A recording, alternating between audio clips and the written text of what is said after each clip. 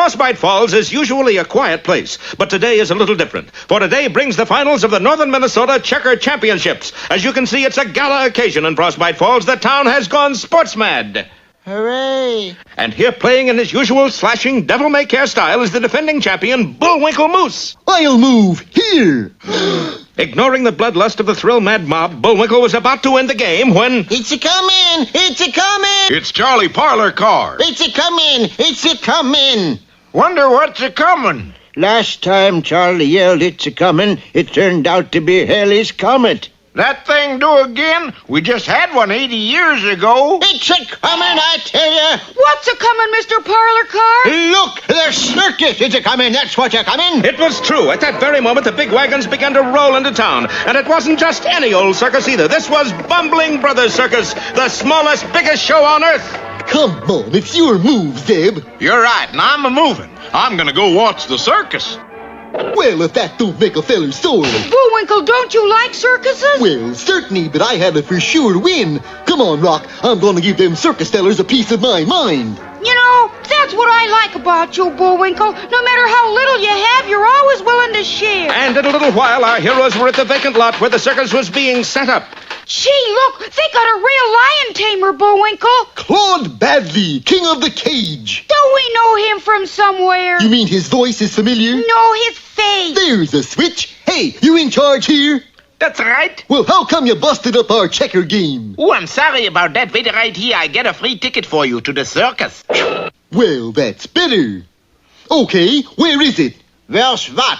My free ticket to the circus. You're some kind of a nut. Get out of here. Boy, he sure changed his mind in a hurry. Yeah, Indian giver.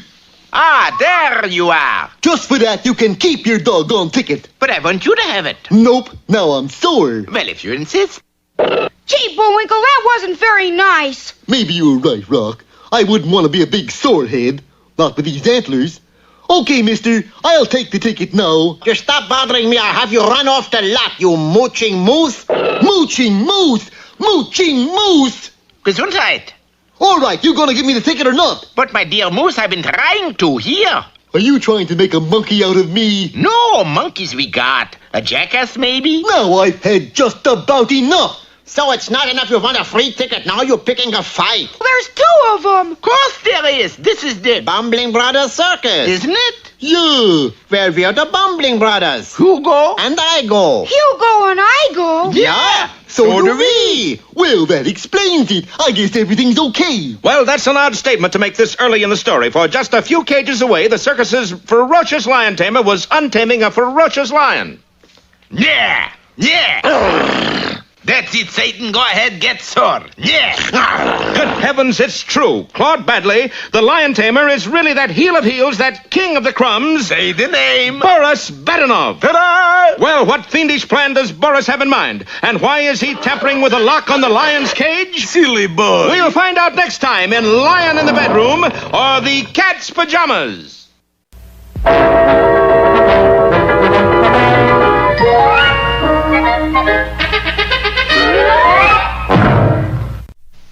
And now it's time for... Time for the dancing fool, Bullwinkle. Again?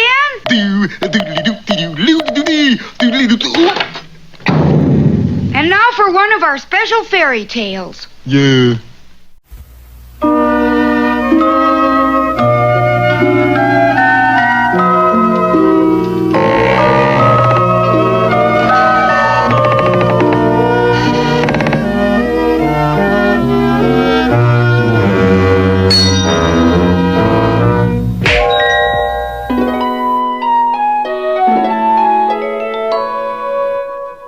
You all remember the story of Sleeping Beauty?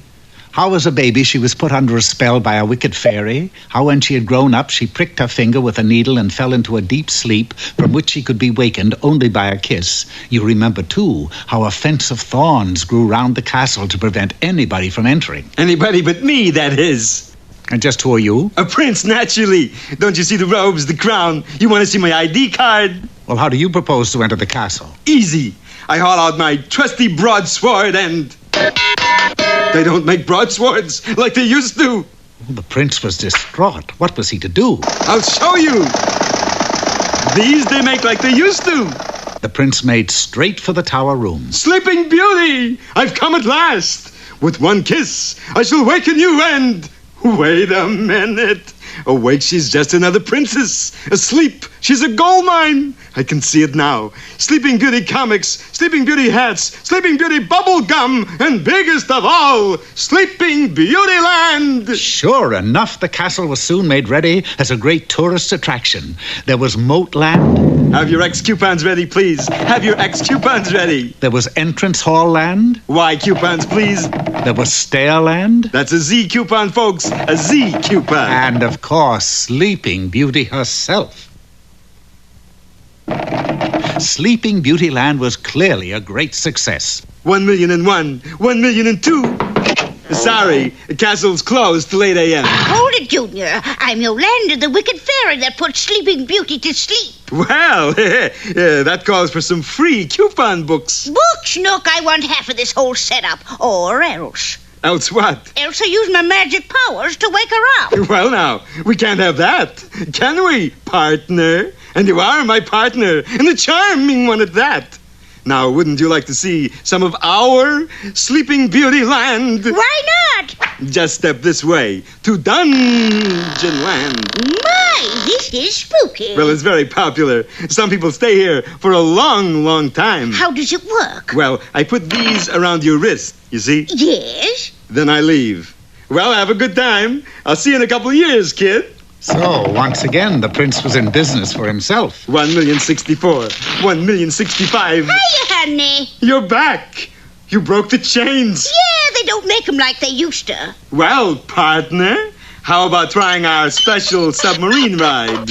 Keen. The cement is just a safety precaution. The city makes us do it. I like the way it squishes between my toes. It's quick drying, too. There. Not squishy now, is it? If I like this one, can I go again? I'm afraid not. It's more of a one-way ride.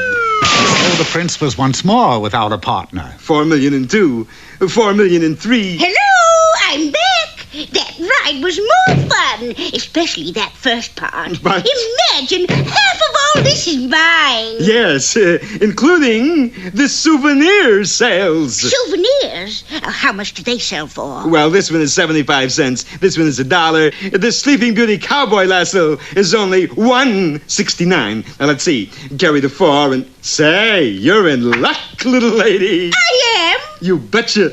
You also get the official Sleeping Beauty Land moon rocket as a bonus gift. Goody. I've always wanted a rocket. And the clever prince had apparently solved his problem. But soon he had another one.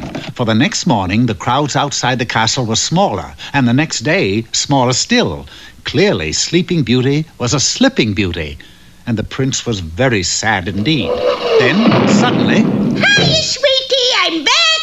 And was that ever a ride? Well, you can have the whole thing back now, Toots. Sleeping Beauty Land is a flop. Now, wait a minute. She's been asleep for 20 years, right? Right. Maybe people would pay money to talk to somebody who's been asleep for 20 years. You mean... Yes, we just wake her up. We'll make a fortune. Go ahead and do it. Who, me?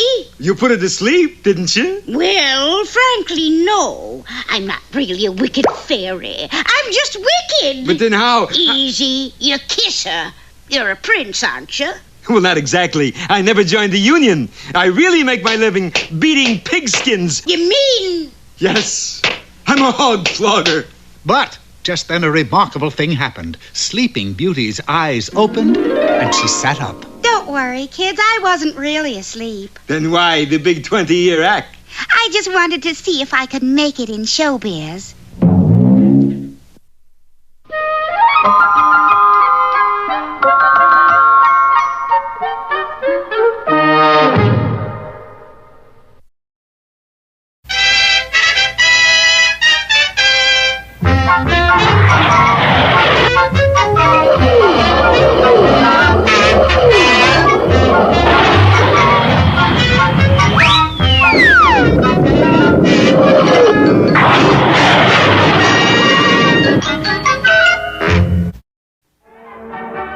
the circus is in town, and along with the peanuts and popcorn, it's brought a big top full of trouble for Bullwinkle. First, he ran into the twin brothers who own the show. Who go bumbling? And I go bumbling. And I'll be in Scotland for you. Then later we found that the lion tamer, Claude Badley, is really Boris Badenov, and right now he's busy infuriating a man-eating lion by making faces at him. Who's making faces? I'm imitating a moose. Pretty soon he'll be a moose-eating lion. Meanwhile, back at the entrance... Gee, you mean you're giving us free tickets to your circus, Mr. Bumbling and Mr. Bumbling? Just call me Hugo. No, don't call him Hugo. Why not? 'Cause I'm Hugo. Hey, that's right. Call me Igo. Yeah, I go too. Well, maybe we better go inside. And in a few minutes, our heroes were walking through the big top looking at all the menagerie animals. Menagerie, my foot, these are for real. Then there was the circus itself. And now, ladies and gentlemen, Presenting Bumbling Brothers. 3-ring circus. I only see one ring. We put all three inside each other. It's a low-budget circus. And now, here are the 4 flying calendars. -2. Little trapeze trouble in Winnemucca. Yes, our heroes enjoyed the acrobats, the jugglers, the elephants, Let's get on with the plot. When do the bad guys comes in? and then it was time for the lion tamer's act. That's more like it. Ready, Mr. Badley? Wait a minute, I haven't got the lions ready yet. Okay, boys, put the teeth in the box. That's right. Yes, so cowardly was Boris that he used only ancient lions with false teeth and made them take out their plates before they went into the cage. Oh, Boris, you're such a yellow belly. What are you talking? I could still get gum to that out there. But there was one lion whose teeth were definitely his own, Satan the man-eater. Pardon? Moose eater. Well, Boris went through his act with the old toothless lions. Up, Simba. Hokey smoke, Bullwinkle. Those lions are so old their joints are creaking. Yeah, looks like he's using the lion of least resistance. Boris, they are laughing at you. Well, that does it. Natasha opened the door of the special cage. And let Satan out. Go ahead. And the trembling Natasha tripped the lever that would open the cage door. Oh, Boris, aren't you frightened? Not as long as I'm in this nice, safe cage. Yes, the fiendish Boris had set Satan's cage in backwards, and when the door opened, the fierce beast leaped not into the cage, but into the audience. Bullwinkle, the lion is loose. And he don't creak a bit either. We gotta do something. Right. But what? Hey, I know. What? Let's run. We can't. We're heroes. Couldn't we get preempted once? I know. I'll fly around his head and try to distract him. You take this net and try to throw it over him. And Rocky launched himself through the air straight at the snarling lion. In a rare exhibition of aerial skill and courage, the plucky squirrel zoomed closer and closer to the cruel jaws, while the milling crowd quickly made its way to safety. Meanwhile, Bullwinkle was edging closer with the net, and then it happened. What? What happened? You tripped over the net. Oh, come on now. Would I be stupid enough to trip over the net when I... Oop! Bullwinkle, are you up? Yes, Rocky's kind heart had gotten him into trouble again. Now he lay recumbent beneath the lethal claws of the man-eater. Moose eater. Squirrel eater. Never fear, Rock. I'll think of something. I don't think I can wait that long. Well, at least wait until our next episode, A Red Letter Day, or Drop Us a Lion. And here he is, America's foremost authority on space, because his head is full of it, Mr. Know-It-All. Today I will discuss how to fix a flat and retire your car. Most people will go a long way to avoid fixing a flat, to a service station even. There is more than one way to handle this unpleasant chore. For example, the Bullwinkle Van Moose method. Oh, drat. Now I'll have to use the spare car, that is. However, the wise motorist knows how to change a tire. This is a simple operation, and a reasonably intelligent 12-year-old can do the job. But since I don't see one, I'll have to take a crack at it myself. At this point, I'd like to demonstrate the first thing a motorist does when he has a blowout. He places the jack under the bumper, like so, and with an easy pumping motion, he raises the wheels off the ground. Well, if we can't raise the wheels, the only thing to do is lower the ground. We take off the hubcap, loosen the wheel nuts, and put them in the hubcap so we don't lose them. Only trouble is I keep losing the hubcap. Now we take the spare out of the trunk. What's the matter, Bullwinkle? No spare? Oh, there's a spare, all right, Rock. Problem is, it's a spare flat. What does the motorist do in a situation like this, Bullwinkle? I think that's obvious, Rock. He becomes a pedestrian. Well, you can't get a flat tire that way. No, just flat feet is all. And now, Hey, Rocky, watch me pull a rabbit out of my hat. See?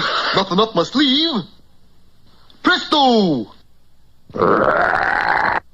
Wrong hat. And now it's time to meet Mr. Peabody.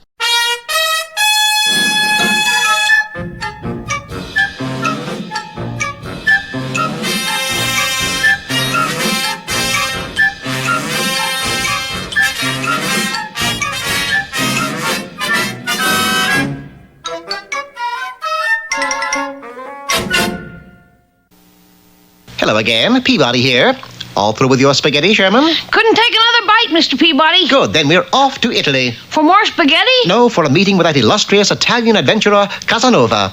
I instructed Sherman to set the Wayback Controls for 1755. Behaving in its customary magnificent fashion, the Wayback Machine took us to the main gate of Italiacatraz prison. What are we doing here, Mr. Peabody? We're waiting for Casanova. Who's he visiting? Himself. He's been in prison for 10 years. What for? For 10 years. No, I mean on what charge? Impersonating a Russian spy. Here he comes now. Even as I spoke, the gate opened and out came Casanova. In one hand was a large stone, which he proceeded to hurl through the warden's window. What did he do that for, Mr. Peabody? Offhand, I'd say for another 10 years. The guards quickly apprehended him, and he was quickly swallowed up behind the large grey walls. Luckily, it was visiting day, and we were allowed to see him in his cell. Well, Cass, what's going on? Go away. I'm no need a mouthpiece. I'm very happy where I am. But, Mr. Casanova, you've got to go home. Yes, you're supposed to write your memoirs, you know. Judge just to give me another 10 years. Hey, ain't that wonderful? It was hard to understand why the legendary romanticist was ecstatic over being in prison. Then I saw the reason. So did Sherman. Wow! Look, Mr. Peabody. Female guards. I wouldn't mind doing 1 to 10 myself. It's time for your exercise, Cass. Hot lasagna. Now, usually a prisoner goes to the exercise yard and plays a little handball, but in this prison it was different. Exercise consisted of 1 hour of cha-cha-cha. Not only that, but dinner consisted of not a tin plate shoved through a slot in the cell door, but a sumptuous banquet in the Escoffier room next to the torture chamber. Pheasant or squab? Pizza. No wonder he doesn't want to leave. Yes, but he's going to. We wasted no time in seeking out the warden. Sure, it's all right by me if a Casanova goes home. I've been trying to get rid of him for 15 years. Then we must make him want to leave. Don't you worry about that. The warden had a definite plan in mind. First, he cut out Casanova's cha-cha-cha exercises and sent him to work on the rock pile. But Casanova was more than equal to the occasion. He converted the rocks into beautifully sculptured statues. Boy, I love my work.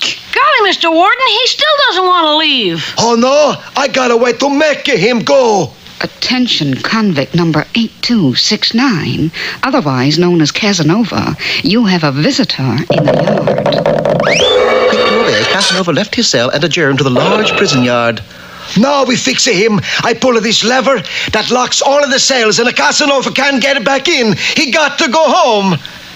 The wily warden pulled the lever, the cells closed, and indeed Casanova was locked out. Hey, that's a dirty pool. Let me back in. Casanova, go home! It looked as if the warden's plan had succeeded. To celebrate, we accepted the warden's invitation to stay for dinner, and it was during the minestrone that the trouble began. Quick, Warden, it's a break. In a matter of minutes, searchlights were flooding the walls, but there was no sign of an escaped prisoner. That's funny. Not really. You see, this isn't a break out, it's a break in. Sure enough, a check of the cells revealed that convict number 8269 was back. Look who's here, Warden. You bad penny. I give up. You may, but I don't. Casanova will leave this prison within 60 seconds, or my name isn't... Mr. Peabody. Correct. I took the liberty of transferring all of the Italiacatraz guards to another prison. Here come the new ones. But those ain't the lady guards. Precisely. The only reason Casanova stays here is because he's surrounded by beautiful women. Watch how he reacts to this. Hey, Sally, how come you growing a beard? I ain't a Sally, I'm a Max. Maxine? Maximilian. Maximilian? That's no fair. Let me out of here. Jail was no longer jail to Casanova. He quickly departed. Looks like he'll write his memoirs now, right, Mr. Peabody? Definitely, Sherman. And in his account of his sojourn at this prison, I hope he mentions the warden. Yeah, the warden's a nice guy. So nice that he paroled every prisoner in his prison. And barrels, too. Barrel, Sherman? Sure, all those barrels have parole stickers on them. Well, there's nothing unusual about that. We've all heard of parole out the barrel.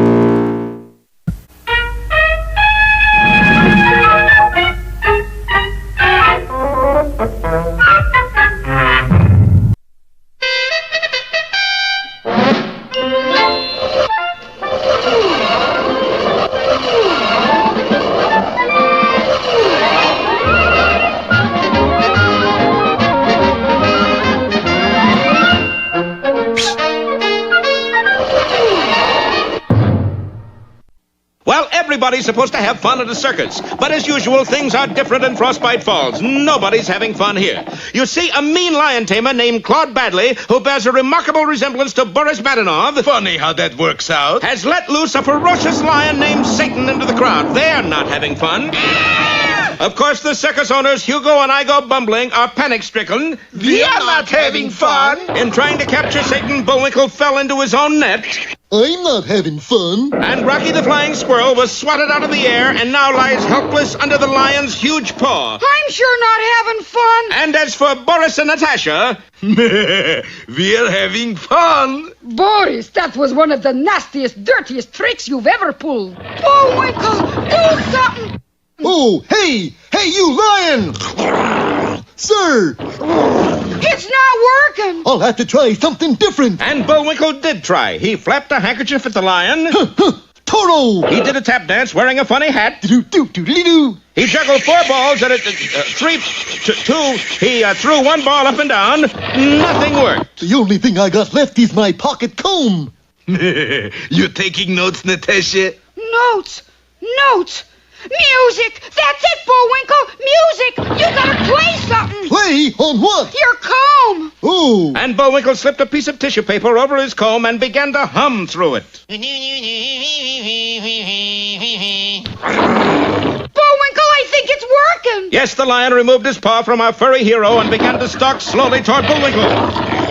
Boris, the lion isn't going to eat the squirrel. Who cares? He eats the moose instead. That's bad. Yes, the lion drew closer and closer to the music-making moose. Then Bullwinkle began to play a lullaby. The lion's eyes grew heavy, and before the astonished crowd, Satan the fierce lion lay down, closed his eyes, and went fast asleep. Hugo, did you see what I seen? Of course not. It's an optical delusion. Wow! Bullwinkle, that was sensational. Down, boy. Down, I say. Get down there, you. You're a little late, aren't you, Mr. Badley? Well, better late than never, boys. That was a terrible thing to do, Mr. Badley. Yeah, shame on you. One more stunt like that, and we're going to write you a nasty letter. A nasty letter? He almost got us ate up by a nasty lion. You're not even going to fire him? We can't. Can't? He's the only lion tamer we got. And the circus just isn't a circus. Without a lion tamer. So he's got us over a barrel. Hey, wait a minute. You do have another lion tamer. We do? Where? Right here. There must be some mistake. The only feller here is me. Me? You can do it, Bullwinkle. You'll tame him with your trusty honeycomb. A sensational idea. You're hired. But what about you're fired? You can't do this to me. I have my rights. You'll pay for this. Mark mine words. Darling, they stopped being scared of you. Never mind, Natasha. In the immortal words of Count Dracula, I have only begun to fright.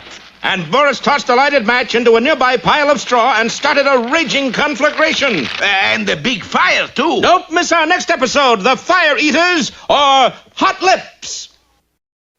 And